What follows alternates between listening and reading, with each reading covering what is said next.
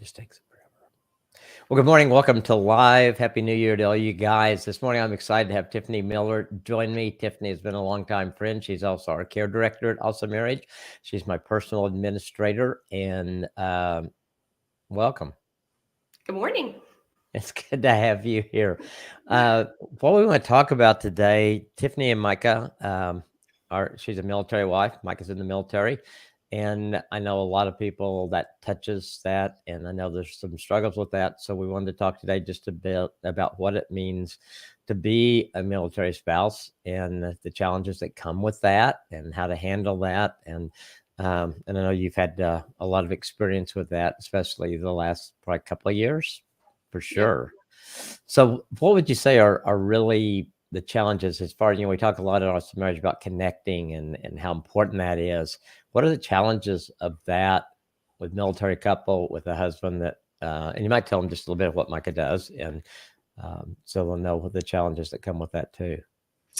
So Micah is in the Air Guard and has been for 16 or 17 years now. But in the last 5 years has transitioned over to being an officer, and now most recently completed pilot training. And so he is a pilot for the United States Air Force.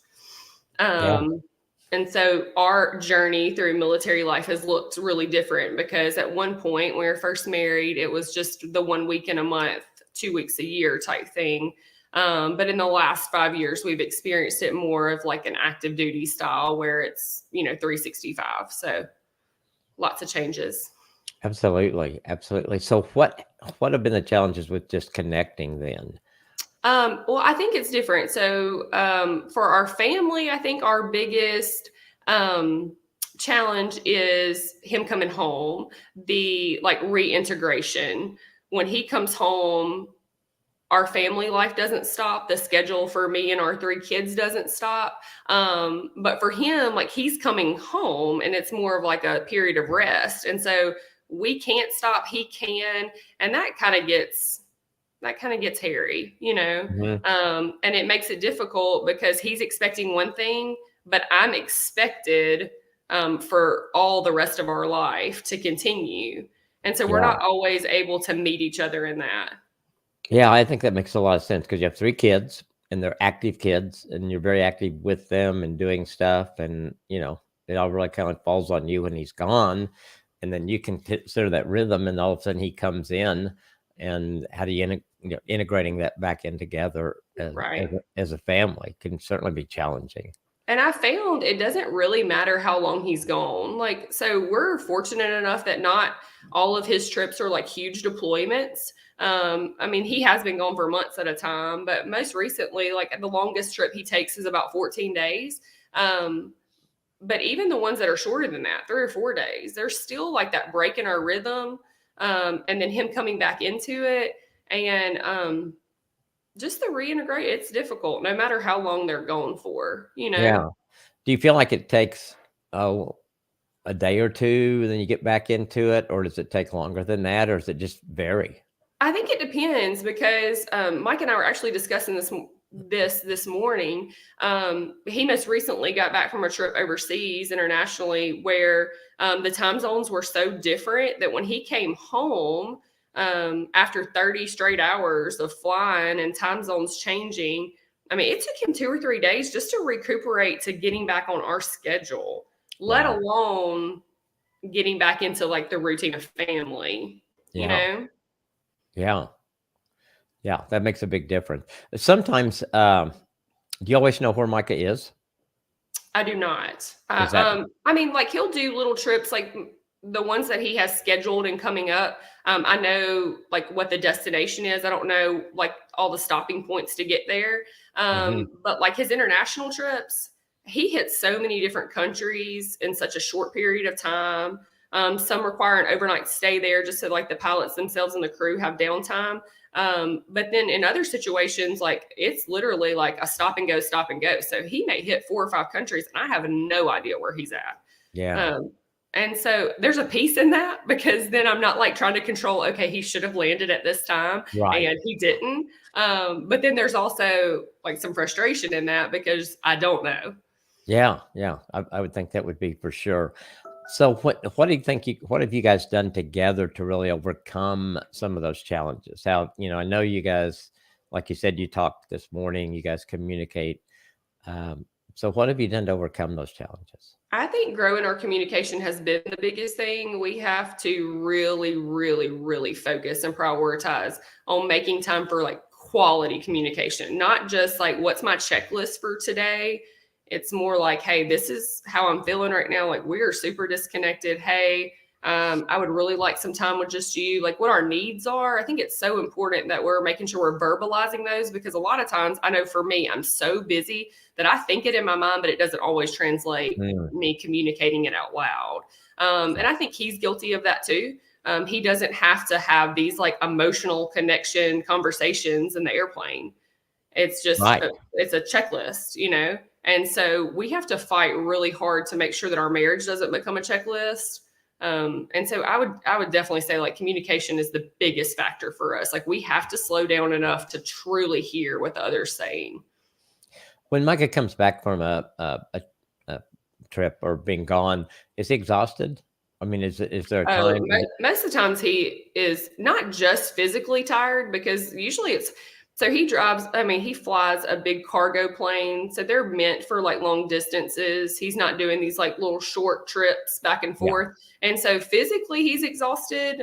They take turns sleeping in a little bunk in the plane, which is not restful. And Sure. but then he's also like emotionally drained from whatever mission he has just done. A lot of times he can't always discuss with me what their like the parameters of their mission were. Sure. And so I think he sees a lot and he does a lot. And it's hard to come back in and turn all of that off and like be dad and husband again, you know? Hmm. Yeah, to make that transition back Right. in, I'm sure. So how do you feel like you honor him and you honor each other and your marriage when you are apart? Well, it's funny because that became a big thing for me. Like just in the last year, I never really prioritized honoring him while he was gone. And I don't, that's not to say that like I was just going out and living like I didn't have a husband, but I actually listened to a podcast, an also marriage podcast with a guest, and I can't remember who it was. And he also traveled a good bit for his work. And he said, I was going on all like these business dinners every night, and it was leaving this very little time for us to have like phone conversation or connect.